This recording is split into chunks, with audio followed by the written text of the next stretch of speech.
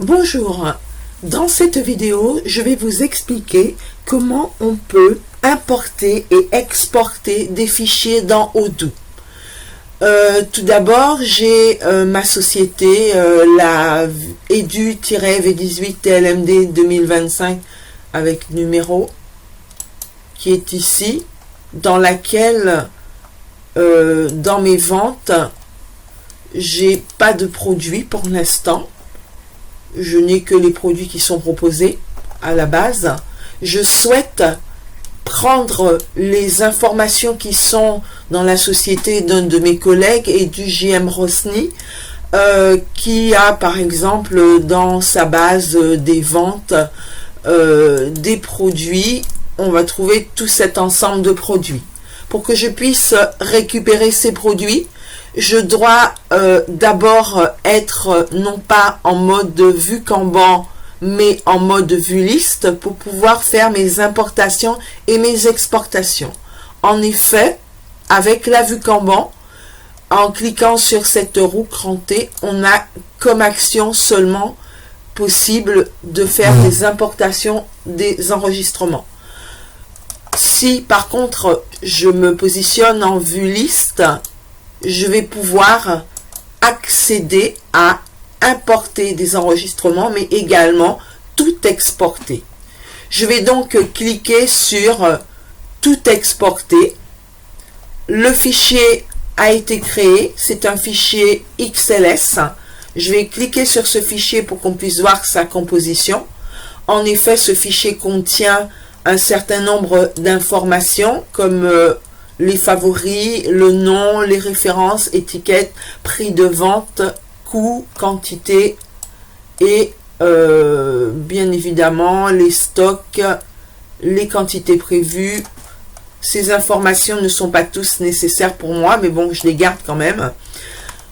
Je retourne donc dans mon fichier, dans ma société Rosny, où j'ai exporté ce fichier. Donc maintenant, je souhaite que ces données que j'ai exportées puissent être mises dans ma nouvelle société que j'ai appelée edu v18-tlmd 2025.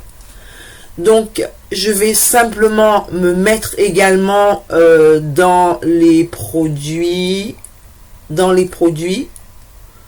Je vais me mettre non pas en vue Kanban, mais en vue liste. Et dans la vue liste, je vais cliquer sur la roue crantée. Je ne vais pas choisir exporter puisque je viens d'exporter les données de l'autre base. Je vais choisir importer car je veux faire rentrer les données de la base JLM Rosny dans ma base V18-TLMD. Donc je clique sur importer les enregistrements. J'arrive ici.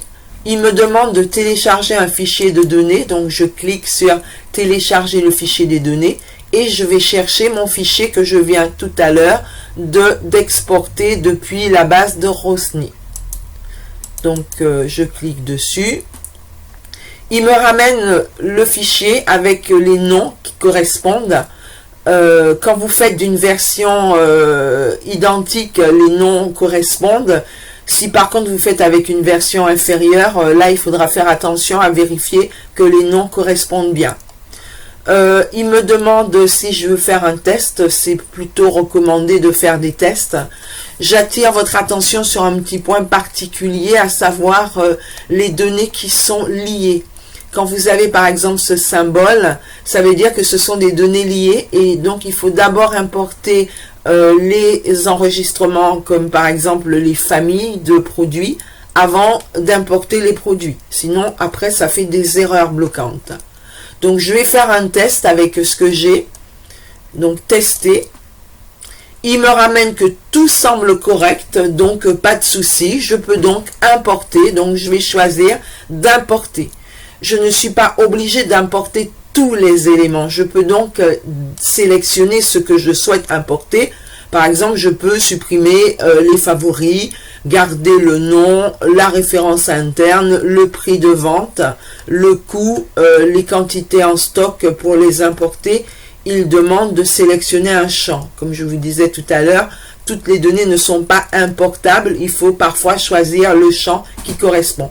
Donc ici, je ne vais pas choisir d'importer, donc je ne mets rien.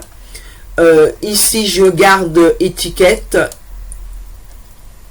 Non, je vais enlever étiquette.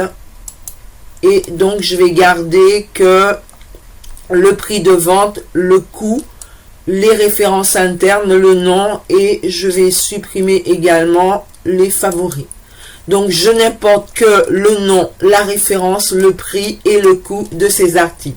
Je refais un test pour voir s'il n'y a pas de problème. Il me signale qu'il n'y a aucun problème, tout semble correct. Donc maintenant, je peux importer définitivement les produits. Je clique sur importer. Il m'indique que 27 enregistrements ont été importés avec succès. Très bien.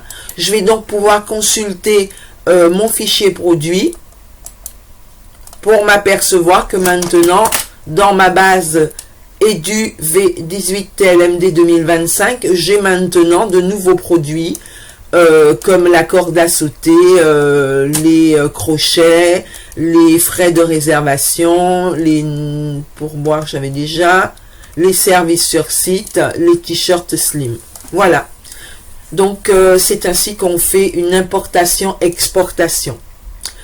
Maintenant, je vais vous montrer également à partir de la liste des sociétés Odoo, comment on peut faire de la dupliquer une base. Donc pour dupliquer une base, très simple, on va sur la roue crantée et là on clique sur dupliquer. Attention, il y a les intégrations externes et les emails sortants ainsi que les actions planifiées qui ne vont pas être intégrées dans cette base que vous aurez dupliquée.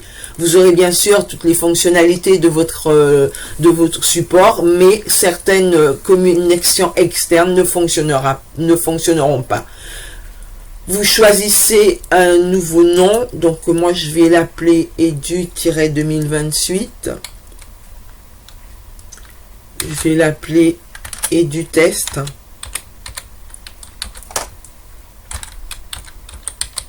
Test dupliqué. Voilà. Je clique ensuite sur dupliquer. Et là, la procédure Odoo se met en marche. Ça prend un petit temps. Pendant ce temps, je vais appeler ma boîte mail pour pouvoir activer la société, puisque vous avez exactement la même procédure d'activation qui est nécessaire pour les sociétés qui sont dupliquées. Donc, on l'avait appelé Edu-2018. Je ne sais plus comment je l'ai appelé. Voilà. Donc, ma société, elle a été créée tout simplement. Je peux donc me connecter. Donc, connexion. Et là, vous voyez qu'il me dit en attente d'activation. Donc, je vais pouvoir activer la société puisque j'ai dû recevoir le mail Edu. Non, je n'ai pas reçu. Donc, je vais l'appeler. Je vais relancer. Vous n'avez pas reçu d'email, donc je relance pour qu'il me le renvoie sur ma messagerie. En activation email has been succeeded. Donc on va voir.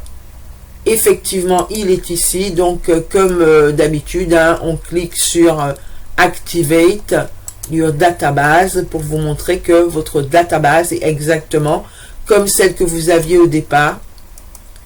Passer. Aller à Edu test dupliqué.